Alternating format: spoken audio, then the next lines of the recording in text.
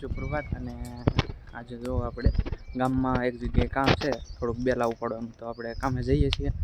હવે તો આપણે કામે જ આવી છીએ એટલે થોડોક વ્લોગ નાનો થશે આજે, એટલે કાંઈ વાંધો નહીં. આપણે હવે બેલા બધું વેવી નાખ્યું છે, કપડાં બધું મેલું થઈ ગયું છે. હવે ઘરે જઈને નાય કરવી, કામ તો નાવાનો મેળ નહીં આવે, કારણ કે એક જગ્યાએ દવા છાંટવા જવાનું છે. આ આપણા બે સાથીદાર હતા, અહીંયાથી બેલા વેવા છે ને દવાવાળાનો ફોન આવે છે, તો હવે જવાનું છે દવા છાંટવા. તો હવે મળીએ દવા છાંટવા. આપણે જો હવે પંપ ખંભ નાખીને આવી જાય છે દવા છાંટવા. એક અમારી વાહ બંધો છે, એક અમારી આગળ બંધો છે, અને હજી એક બે બંદા આગળ છે. તો અમારે દવા છાંટવાનું શરૂ થઈ ગયું છે કપામાં. આ ભાઈને અત્યાર સુધી અમારે નહોતો પપ સારો, તે અત્યાર સુધી ધીમા હાલતા હતા, ને હવે કંઈક એનર્જી આવી ગઈ છે એને. એકારે 5 પપ શરૂ છે. દવા છાંટવી તો સંપર્ક કરો, ડિસ્કશન બોક્સમાં નંબર આપી દે, કોઈને પણ દવા છાંટવી હોય તો કોન્ટેક્ટ કરજો.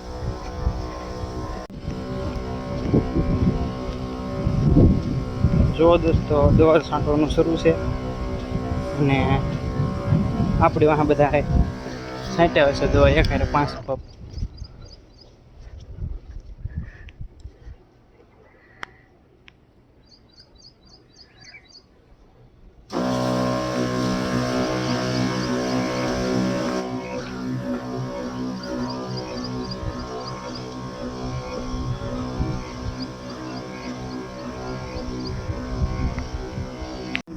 આપણે કપામાં દવા છાંટતા ને હવે આવી જશે માંડવીમાં. આપણે તો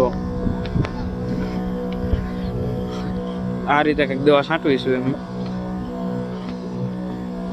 તમે કઈ રીતે દવા છાંટો એ કોમેન્ટમાં જણાવજો.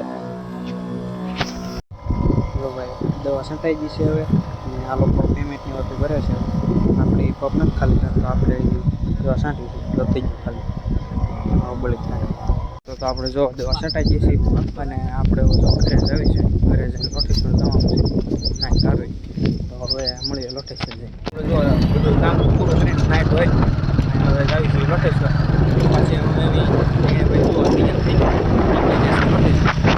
અને ડ્રાઇવિંગમાં તો આપણે છે ભાઈ છે આવે. આપણે લોટેશ્વર પહોંચી જઈશું, અને હવે દર્શન કરવા જાવી. આપણી પહેલાં હરેશભાઈ આવી ગયેલા હતા, અને પછી દર્શન કરીને હવે જવાનું છે પછી નદીમાં.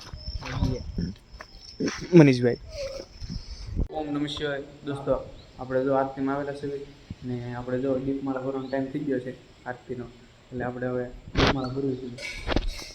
મનીષભાઈ, મુનાભાઈ જો હાલો.